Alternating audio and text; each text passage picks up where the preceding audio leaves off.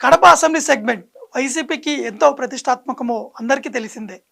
అక్కడ ఎమ్మెల్యేగా ఉన్న అమ్జద్ పాషాపై ప్రజల్లో వ్యతిరేకత పెరగడం, మరోవైపు సామాజిక వర్గ లెక్కలతో ఈసారి సీఎం జగన్ కడపపై ప్రత్యేక దృష్టి కూడా సాధించినట్టు కూడా తెలుస్తుంది. ఈసారి నాన్ మైనారిటీ నేతల్ని బరిలో దింపే ఆలోచనలో సీఎం ఉన్నట్టు కూడా సమాచారం అందుతుంది.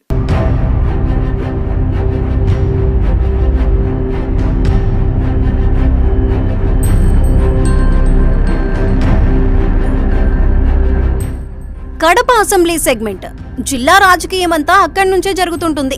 2 దశాబ్దాలుగా ఇక్కడ మైనారిటీ అభ్యర్థికే అన్ని పార్టీలు సీటు కేటాయిస్తున్నా ఈసారి సాంప్రదాయానికి విరుద్ధంగా అన్ని పార్టీలు నాన్ మైనారిటీ అభ్యర్థి వైపు మొగ్గు చూపుతున్నట్లు కనిపిస్తున్నాయి. టీడీపీ ఇప్పటికే పోలిట్ బ్యూరో సభ్యుడు రెడ్డప్పగారి శ్రీనివాసులు రెడ్డి భార్య మాధవిరెడ్డికి సీటు ఖరారు చేసింది. ఆమె ఇంటింటి ప్రచారంతో దూసుకెళ్తున్నారు.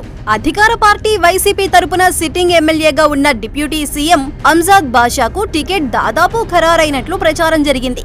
అయితే చివరి క్షణంలో జగన్ మనసు మార్చుకున్నట్టు తెలుస్తోంది.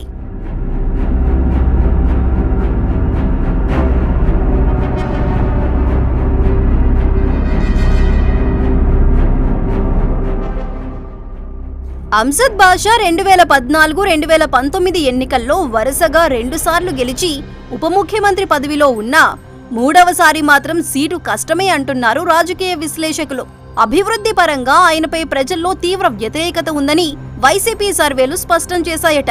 ఎన్నికలకు 3 నెలల ముందు అమృత్ పథకం కింద కేంద్ర నిధులతో నగరంలో అండర్ గ్రౌండ్ డ్రైనేజీ సుందరీకరణ పనులు శరవేగంగా చేపడుతున్నా రాష్ట్ర మంత్రిగా బాషా ఏం చేయలేదన్న అసంతృప్తితో ప్రజలు ఉన్నట్లు వెల్లడైందట. నగర ప్రజలను వేధిస్తున్న మంచినీటి సరఫరాపై కూడా ప్రజలు అసంతృప్తిగా ఉన్నారట. అందుకే కడప అసెంబ్లీ సెగ్మెంట్ పై జగన్ మనసు మార్చుకున్నట్లు వైసీపీ నేతలు చెబుతున్నారు.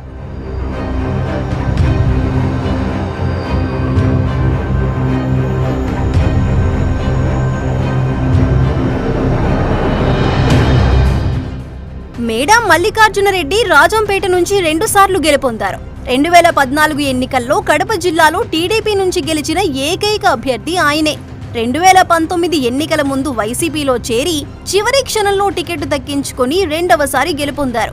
ఆ ఎన్నికల్లో రాజంపేట వైసీపీ టికెట్ ఆశించిన ఆకేపాటి అమర్నాథ్ రెడ్డిని జగన్ తర్వాత జిల్లా పరిషత్ చైర్మన్ చేయటంతో పాటు జిల్లా పార్టీ అధ్యక్ష బాధ్యతలు కట్టబెట్టారు. వచ్చే ఎన్నికల్లో ఆకేపాటి రాజంపేట సీటు కోసం పట్టుబట్టడంతో ఆయనకే రాజంపేట సీటు కేటాయించారు.